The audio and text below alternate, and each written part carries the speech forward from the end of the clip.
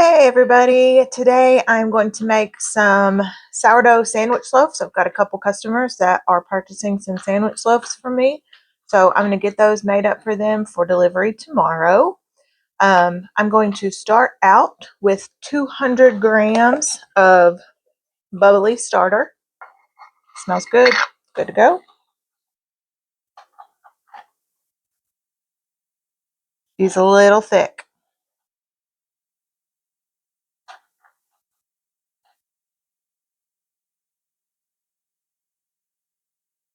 This recipe will make 2 loaves. Remember, when you're making your levain the night before, you always make a little extra. I usually do about 35 grams extra so that you can account for what sticks to the jar. All right, that is 202, which will be just fine, and we've got about that much stuck to the jar. I'm going to actually feed that again and make some more bread tomorrow. Now we need 400 grams of water.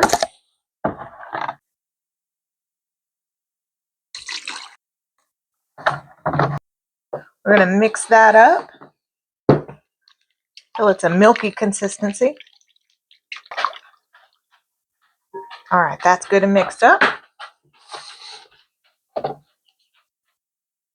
Now we need 40 grams of honey. I've had to warm my honey up because it was a little bit crystallized. That's what real honey does. Over time, real honey will eventually start to crystallize.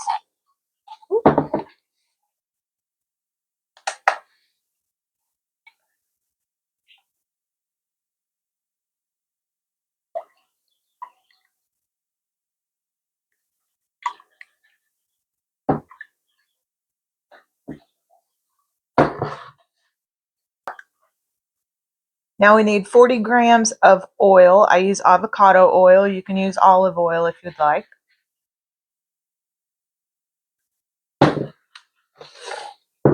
We'll give that a good mix.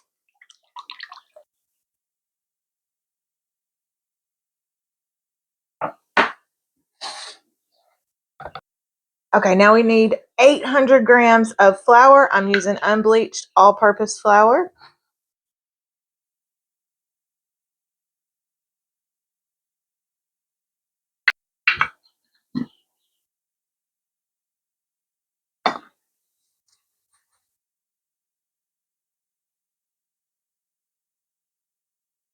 Just about emptied my jar there. 16 grams of salt. Pink Himalayan sea salt is what I like to use.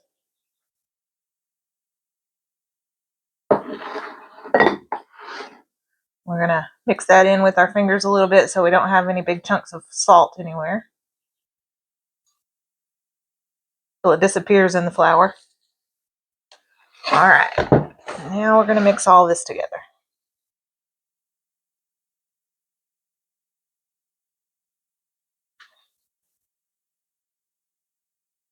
When you feel like you've gotten it mixed as much as you can with your dough hook, switch over to a rubber spatula. You want to get all the flour off the sides and off the bottom and make sure it's all mixed in well.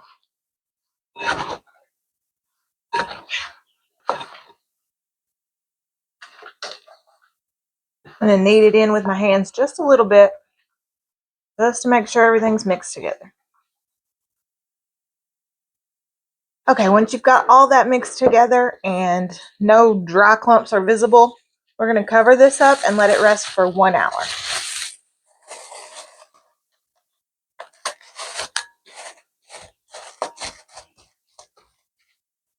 It is time for us to do stretch and folds now. It's been resting for an hour. I'm just going to dampen my hands.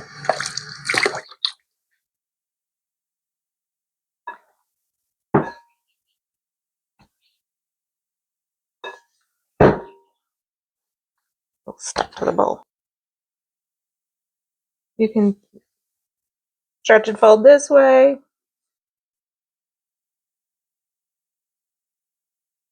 With the added oil and honey, makes it a little bit of a thicker dough.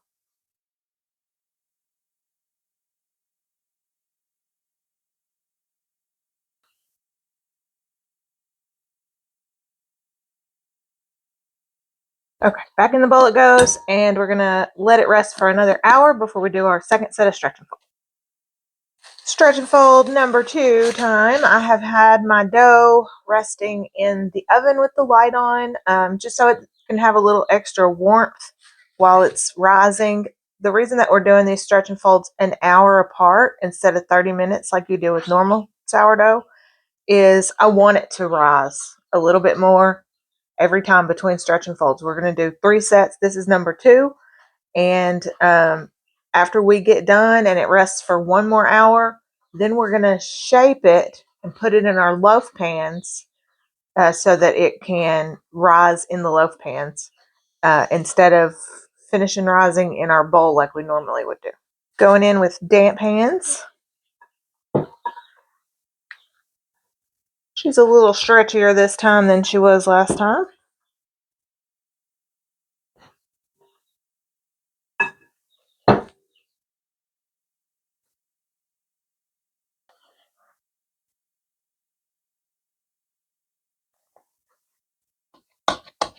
All right, starting to get smooth on top. We are going to put this back in the oven, let it rest for another hour, and then we'll do our last set of stretching folds. I've just done my last set of stretching folds, but I forgot to turn my mic on, so just going to show you one more time. It's a little tense now because I just finished stretching folds, but this is our last set. And if you're having trouble stretching it out, just coil it over on top of itself. Turn, coil it over on top of itself again. Now, this is going to go back in the oven for another hour, and then we will shape it up, get it into our loaf pans, and let it finish its final rise. We are done with our final rise, and now I'm going to weigh my dough out and go ahead and shape it and let it finish rising in the loaf pans. When it's done rising, then I'll go ahead and cook it. So I'm going to pull it out of my bowl and set it on the scale here and see what my total weight is. 1505. All right, since our total weight is 1505, each of our loaves should weigh around 752.5 grams. So I'm going to go ahead and split this in half. And the reason I weigh it is because I'm not good at getting exactly in half. So now I'm going to weigh each half. That one's 785.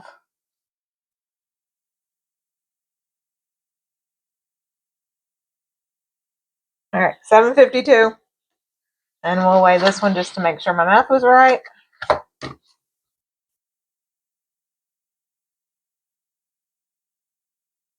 752. All right.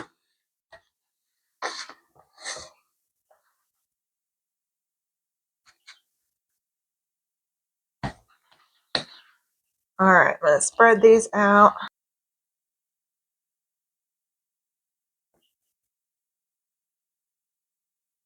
Just going to roll these up. Make them about the length of my loaf pan here.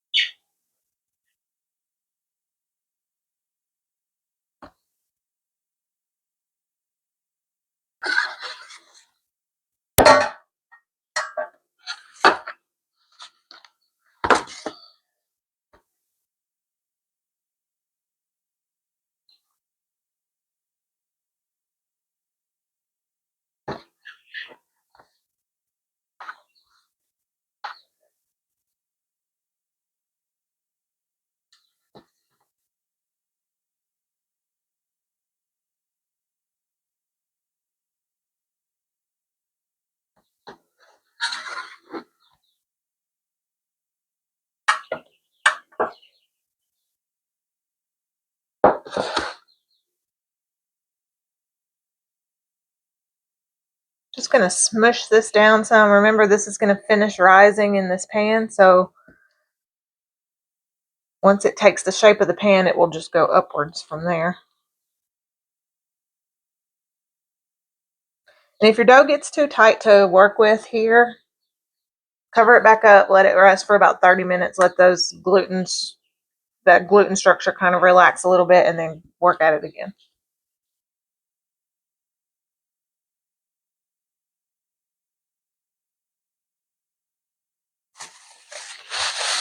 That one's good. I'm going to cover him up.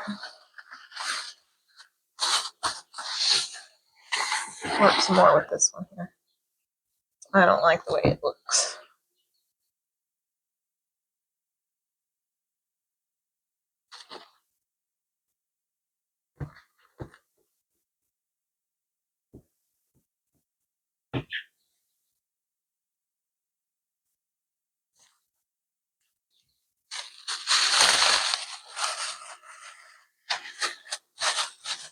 Okay, now these are going to go back in the oven and they're going to rise for another couple hours, 3, 4, I don't know, till they're domed and look like I want them to look before I bake them, and then I will get them in the oven.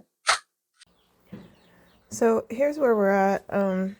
These weren't quite done rising last night when I was ready to go to bed, so I popped them in the fridge, and now I have pulled them out,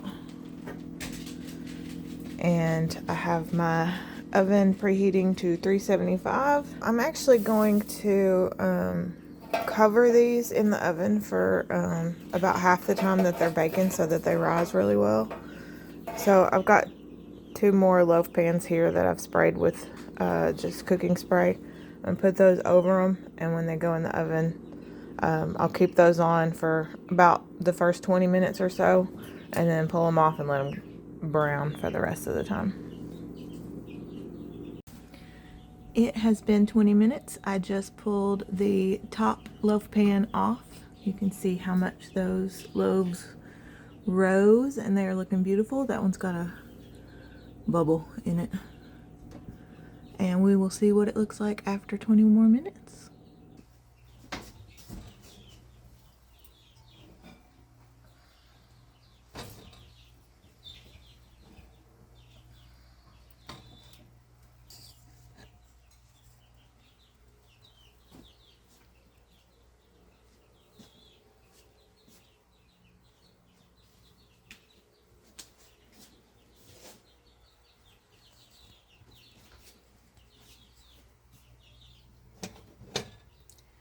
Here are our beautiful sandwich loaves, fresh out of the oven and super hot.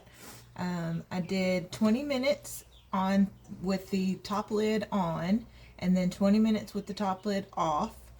And then after they were done cooking, I checked the internal temperature and they were at 205.